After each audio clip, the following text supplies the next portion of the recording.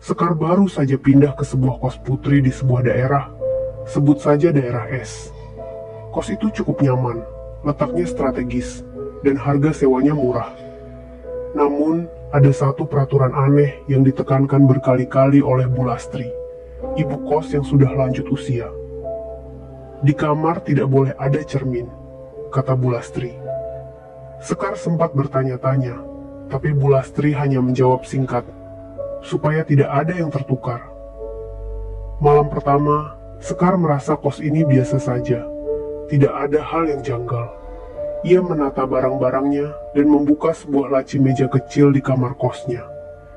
Di dalamnya, ia menemukan sebuah kertas tua bertuliskan, "Jangan menatap cermin terlalu lama. Jika dia menatap balik, larilah."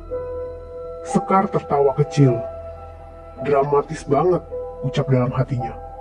Ia lalu mengeluarkan cermin kecil lipat yang selalu ia bawa. Toh, ini hanya tahayul. Lagi pula, bagaimana bisa kamar tanpa cermin?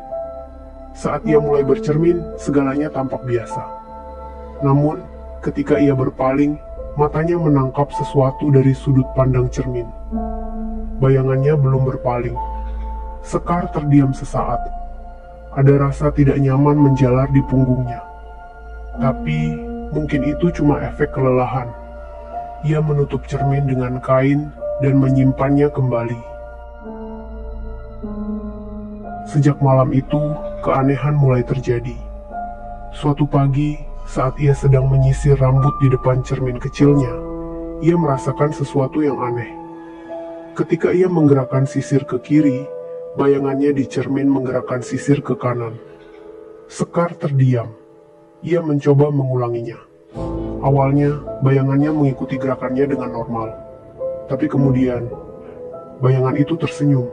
Padahal, Sekar sendiri tidak sedang tersenyum. Ia kaget dan menjatuhkan cermin itu. Nafasnya sesak. "Apa itu tadi?"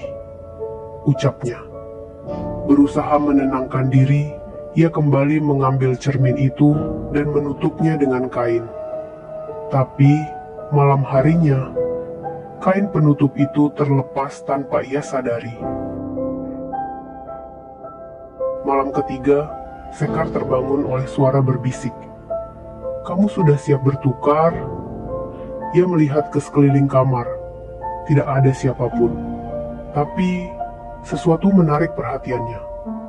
Cermin lipat yang tadi siang ia tutup, kini berdiri tegak di meja, terbuka menghadap ke arahnya. Jantungnya berdegup kencang. Ia berjalan ke arah meja dan menatap ke dalam cermin. Bayangannya tampak normal. Namun, tiba-tiba bayangan itu bergerak sendiri. Sekar mundur, matanya melebar ketakutan. Ia melihat bayangannya mengangkat tangan. Tapi gerakannya kaku, seperti boneka yang ditarik paksa. Kemudian, bayangan itu mulai keluar dari dalam cermin. Tangan pucatnya meraih keluar, mencengkeram sisi meja. Wajahnya, wajah Sekar, tapi pucat dan matanya kosong, penuh kehampaan. Sekar berusaha berteriak, tapi tenggorokannya tercekat. Ia ingin berlari, tapi tubuhnya terasa berat, seakan ada kekuatan yang menariknya ke dalam cermin. Lalu, gelap. Keesokan paginya, teman-teman kos Sekar mengetuk pintunya. Mereka heran karena Sekar tak keluar sejak semalam. Akhirnya, mereka memberanikan diri membuka pintu yang tidak terkunci. Sekar duduk di depan meja rias, menatap ke dalam cermin dengan senyum kosong. Ketika mereka memanggilnya, ia menoleh perlahan.